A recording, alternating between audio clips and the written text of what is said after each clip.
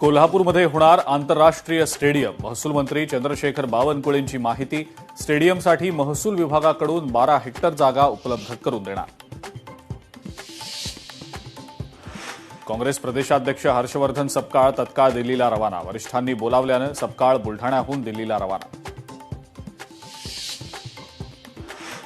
छत्रपती संभाजीनगर पालिकेच्या महापौरपदी समीर राजूरकर यांच्या नावाची अधिकृत घोषणा। राजूरकर 70 मतांनी विजयी। एमआयएमच्या अशोक हिवराळेंना 33 मतं। विधान भवन परिसरामध्ये अजित पवारांचं तैलचित्र लावणार। परिवहन मंत्री प्रताप सरनाईकांच्या मागणीनंतर मुख्यमंत्र्यांचं आश्वासन।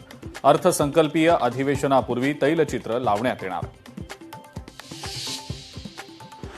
अजित पवारांच्या विमान अपघाताची उच्चस्तरीय चौकशी करा। राष्ट्रवादीच्या पदाधिकाऱ्यांचं मुख्यमंत्र्यांना पत्र। मुंबईत मुख्यमंत्र्यांना भेटून दिलं पत्र। उद्यापासून जळगाव जिल्ह्यामध्ये पोलीस भरती प्रक्रिया सुरू। 171 जागांसाठी 1200 जणांचे अर्ज। भरती प्रक्रियेसाठी पोलीस प्रशासन सज्ज। मुंबई पालिकेचा तब्बल 629 कोटींचा मालमत्ता कर थकीत। मालमत्ता कर न भरलेल्या 20 मोठ्या थकबाकीदारांची नावं जाहीर। थकबाकीदारांना पालिकेकडून कलम 203 अंतर्गत जप्तीची नोटीस।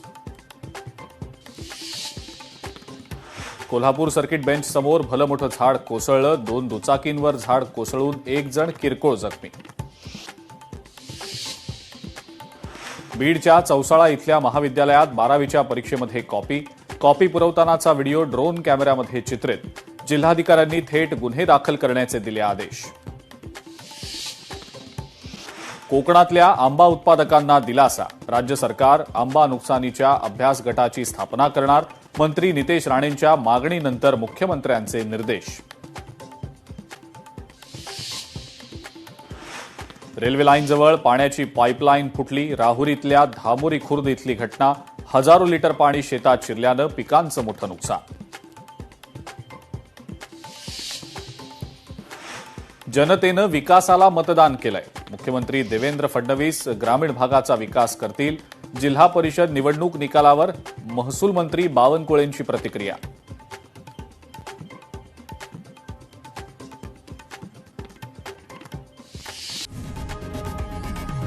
लोकशाही मराठी ऐका, पहा, जागरूक रहा।